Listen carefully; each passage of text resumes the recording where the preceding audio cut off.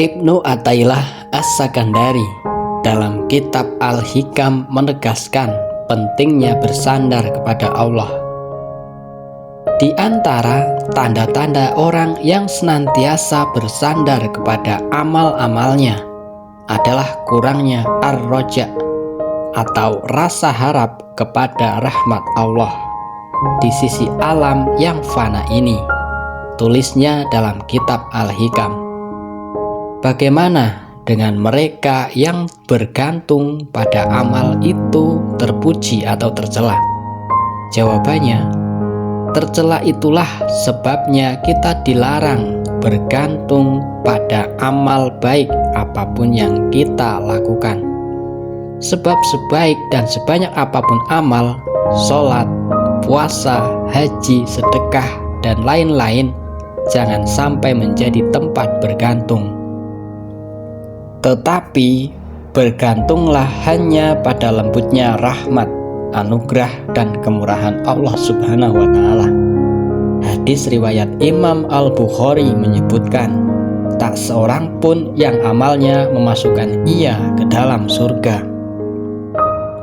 Sahabat bertanya, "Tidak juga Anda, ya Rasul?" Nabi menjawab, "Tidak juga aku, namun Allah melimpahkan rahmatnya kepadaku."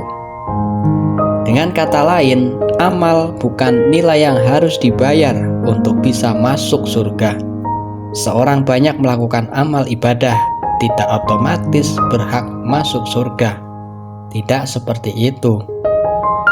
Seorang hamba hanya perlu melakukan amal ibadah dengan ikhlas karena Allah dan berharap balasan kemurahan dan rahmatnya. Jika balasan itu datang, maka hal itu bukan upah atas amal yang dilakukan, melainkan semata-mata karena luasnya rahmat Allah Subhanahu wa Ta'ala. Menurut kitab Al-Hikam, selalu menaruh harapan pahala dari amal justru akan membuat seorang hamba kehilangan harapan ketika tergelincir pada dosa dan salah. Namun, keadaan akan berbeda jika melakukan amal ibadah semata-mata karena Allah, sekaligus hanya menggantungkan harapan pada Allah. Kalian akan terus melakukan amal ibadah meski suatu waktu melakukan dosa.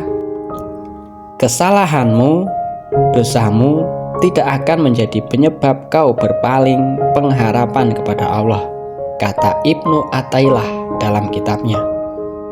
Lebih lanjut, terkait dengan amal ibadah ini, kitab Al-Hikam menegaskan, segala sesuatu hanya datang dan berasal dari Allah.